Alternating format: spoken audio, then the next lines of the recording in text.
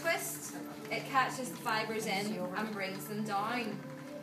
And spinning this, it's a very old-fashioned job. Thankfully you don't make yarn this way for industry anymore. This is pre-1833, before Industrial Revolution.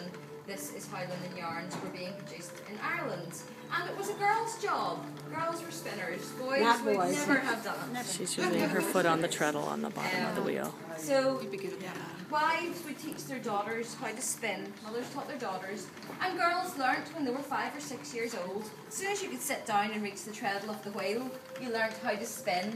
And it takes a few years of practice to become good at it. And once you were a nice fine spinner by the age of 10 or 11, you'd be expected to be as good as your mother and to be able to work the hours that your mother was working.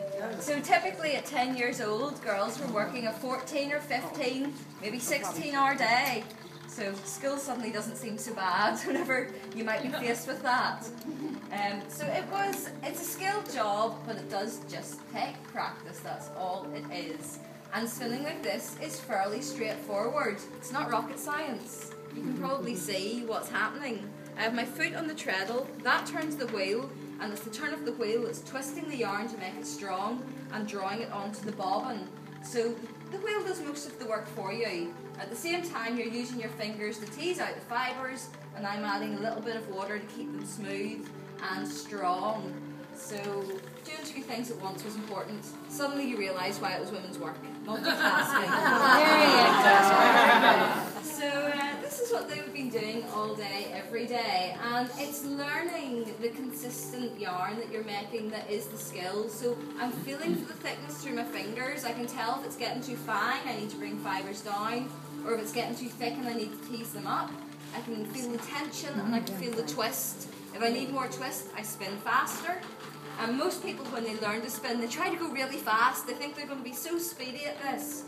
But as you get faster, you get more twist, and suddenly you end up with something that looks more like knicker elastic than the yarn.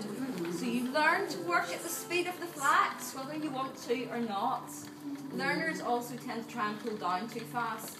So you'll pull it out of the bundle quite quickly.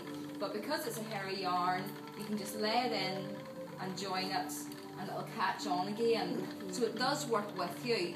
Again, you learn to work at the speed of the flax, not at your speed. It teaches you patience. So girls, when they were doing this in their cottages, I imagine got quite bored. You're sitting here for 15 hours a day.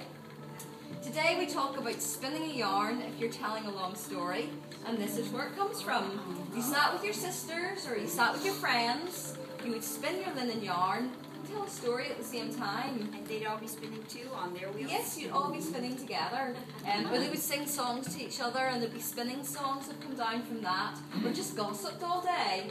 So probably not the worst job that you can think of. And as they were working, the yarn they were producing would then have been taken off the bobbins, washed up, and passed on to their fathers, who would weave it into cloth. So you're not paid for your 15 hours of work a day. Your family got money from the cloth that went to market, so it was whatever good price you could get on market.